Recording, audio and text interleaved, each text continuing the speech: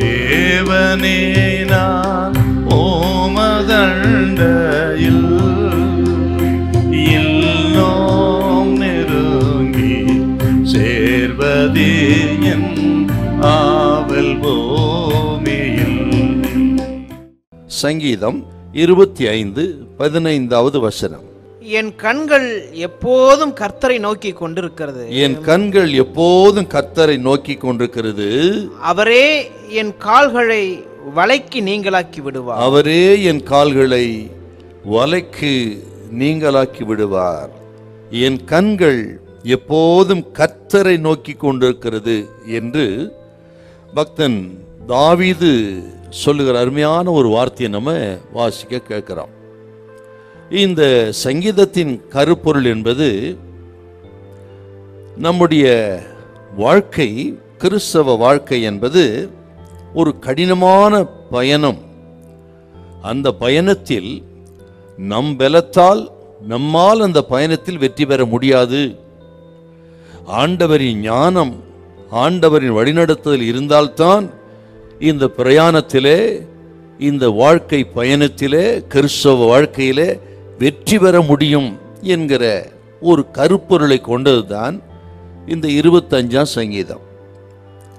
இந்த சங்கீதம் பக்தன் தாவீது எழுதின சங்கீதம் என்று நம் தலைப்பில் நம்ம பார்க்கிறோம். அவருடைய சூழ்நிலை பார்த்தீங்கன்னா ரொம்ப கடினமாகத்தான் இருக்கும்.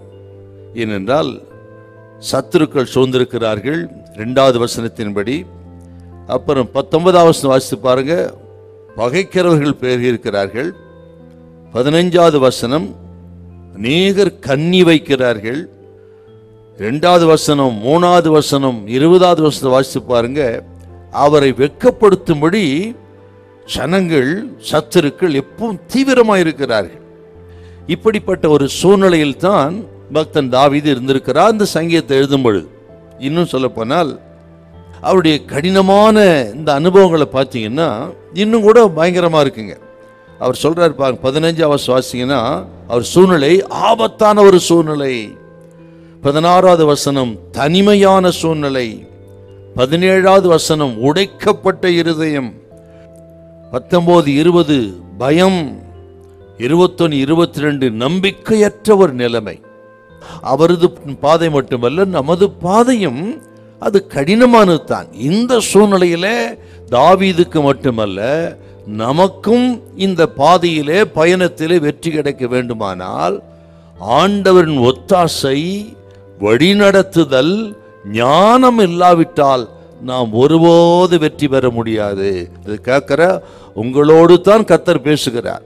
இந்த பொல்லாத உலகத்திலே, இப்படிப்பட்ட ஒரு சூழ்நிலை மத்தியிலே ஆண்டவரின் உதவி இல்லாமல், வழிநடத்து இல்லாமல் நாம் வெற்றி பெறவே முடியாது என்பதை அறிந்து அதிகமாய் நாம் ஒவ்வொரு நாளும் ஆண்டவரை, அவர் வழிநடத்தலை சார்ந்தே நாம் வாழ வேண்டும் என்கிற ஒரு முக்கியமான கருத்தை நாம் இதன் மூலம் அறிந்து கொள்கிறோம்.